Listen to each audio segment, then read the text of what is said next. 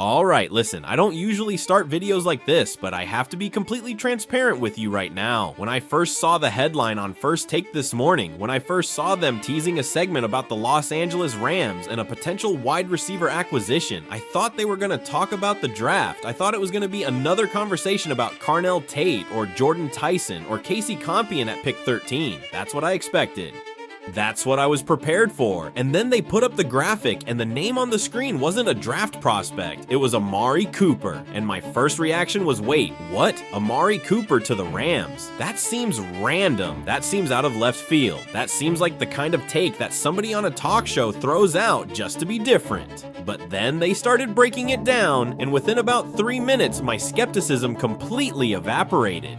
Because the case they made for Amari Cooper to the Los Angeles Rams wasn't just good, it was airtight, it was logical, it was specific, it addressed every single concern you could possibly have and turned it into a reason why this move makes perfect sense. And by the end of the segment, I was sitting there genuinely wondering why this isn't being talked about by every single NFL media outlet, because it makes that much sense. Hey, what's up everyone? Before we dive into everything I have for you today, I need to share something real with you that would mean the absolute world to me. That subscribe button right there. Hitting it right now would bring me one step closer to my dream of reaching 1,000 subscribers. I know you're eager to get into all this content, but real quick, just smash that subscribe button and hit the notification bell. It's such a simple thing. It takes literally 1 second, but it's honestly the biggest way you can support this journey and help me reach that milestone. Trust me, every single subscription gets me closer to that goal, and honestly, it would mean everything to me. So do me that quick favor right now and be part of this dream becoming reality. So let me set the stage for why the Rams are even in a position where adding a receiver makes sense, because I know some of you are thinking, wait, they already have Puka Nacua and Davante Adams, why do they need another receiver? And that's a fair question. It's the first question the panel addressed, and the answer they gave was really smart. One of the analysts said the Rams have 2 elite receivers in Puka and Davante. Nobody's disputing that, but here's the problem. When you only have 2 elite receivers, defenses can scheme around it. They can bracket Puka with a corner and a safety over the top. They can put their best corner on Davante and shade help his way, and suddenly your 2 elite receivers are being taken out of the game by defensive game planning. And when that happens, who's Matthew Stafford throwing to? Who's the third option that demands defensive attention and prevents teams from doubling and bracketing the top 2 guys? Right now, the Rams don't have a great answer to that question. They have depth pieces, they have role players, but they don't have a third receiver who commands respect from opposing defenses.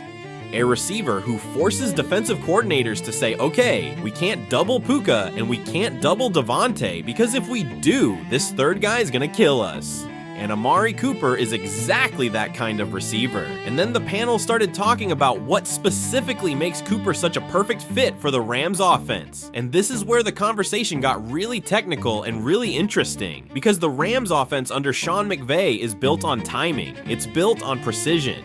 It's built on receivers running routes with exact timing so that Stafford can deliver the ball to a specific spot at a specific time, and the receiver is right there to catch it. And one of the analysts said that when you look at the entire NFL and you make a list of the best pure route runners in the league, Amari Cooper is at or near the top of that list every single year. He said Cooper's route running is a masterclass. His breaks are crisp. His releases off the line are varied and unpredictable. His ability to create separation at the top of a route against press coverage, against off coverage, against zone, against man is elite. And in an offense like the Rams, where timing and route running are everything, Cooper is essentially a plug-and-play addition. He doesn't need to learn a complicated new system. He doesn't need to adjust his game. His game is the system. He runs precise routes. He gets open. He catches the ball. That's what the Rams need, and that's what Cooper does better than almost anyone. Then Shannon Sharpe made a point that I thought was incredibly insightful and really changed the way I was thinking about this potential move. He said most people, when they think about adding a wide receiver to a loaded offense like the Rams, they think about it in terms of adding more big plays, more touchdowns, more explosive plays down the field, and sure, Cooper can do that. He's had plenty of big play seasons in his career, but that's not actually where his biggest impact would be felt on the Rams. Where his biggest impact would be felt is on third down, on those crucial must-convert, season-defining 3rd and 7, 3rd and 8 plays where the Rams need a first down and the defense is playing tight coverage and Stafford needs a receiver who can get open against one-on-one coverage and make a tough catch in traffic. And Shannon said when you look at Cooper's career third down numbers, they're ridiculous. His catch rate on third down targets has been among the highest in the league for most of his career. His yards per route run on third down is elite. He converts first downs at a rate that very few receivers in the NFL can match. And the reason is simple. His route running creates separation on third down when defenses are in their tightest coverage looks. He doesn't need to be faster than the corner. He doesn't need to out-jump the safety, he just needs to run a route so precise, so technically perfect that the defender is a step behind and Stafford can fit the ball in, and he does that better than almost anyone in football. And then the conversation shifted to something that I think is really important for Rams fans to understand, which is the timeline of this team. Because the Rams are in a championship window right now, Stafford is playing at an MVP level, but he's 38 years old. He could have 2, maybe 3 more elite seasons left. And the question for the Rams is, how do you maximize every single one of those remaining Stafford seasons? How do you make sure that you're giving him every possible weapon, every possible advantage, every possible tool to succeed? And adding Amari Cooper, a veteran receiver who's been producing at a high level for over a decade, who knows how to play in big games, who understands what it takes to win at the highest level, that's how you maximize Stafford's remaining years. You surround him with so much talent that defenses simply can't take everything away. You give him so many options that no matter what the defense does, there's always someone open. And with Puka, Devontae, and Cooper on the field at the same time, the Rams would have the most dangerous receiving trio in the entire NFL. Not the second most dangerous, not one of the most dangerous. The most dangerous, period. One of the analysts then broke down how Cooper would impact the Rams' offense in a very specific and practical way. He said, imagine a typical passing play where the Rams are in 11 personnel with 3 receivers on the field. Puka is lined up in the slot. Devontae is on the outside to the left, and Cooper is on the outside to the right. The defense has to decide how to allocate their coverage resources. Do they put their best corner on Devontae and leave Cooper in single coverage? That's a mistake because Cooper will eat you alive in single coverage with his route running. Do they bracket Puka in the slot with a linebacker and a safety? That leaves both outside receivers in one-on-one matchups, and good luck with that. Do they play zone and try to take everything away? Well, good luck with that too, because Cooper is one of the best zone beaters in NFL history. His ability to find soft spots in zone coverage and sit in windows for Stafford to throw to is uncanny. There is literally no coverage scheme that can effectively take away all 3 of those receivers simultaneously. And that's what makes this trio so terrifying. It's not just the individual talent, it's the fact that covering all 3 of them at the same time is a mathematical impossibility for most NFL defenses. Quick pause for a second. If you're enjoying the video, make sure to hit that subscribe button and turn on the notification bell. It only takes a second, but it really helps the channel grow and gets us closer to 1,000 subscribers. Your support means a lot. Now let's get right back to the video. And then Stephen A jumped in with a point about the postseason that I think every Rams fan needs to hear. He said the reason the Rams have fallen short in the playoffs in recent years when they've been competitive isn't because they lack talent on offense. It's because playoff defenses are better at scheming away your best weapons. In the regular season, you can get by with 2 elite receivers because most defenses don't have the talent to take both of them away. But in the playoffs, against the best defensive coordinators in football, 2 isn't enough. You need 3.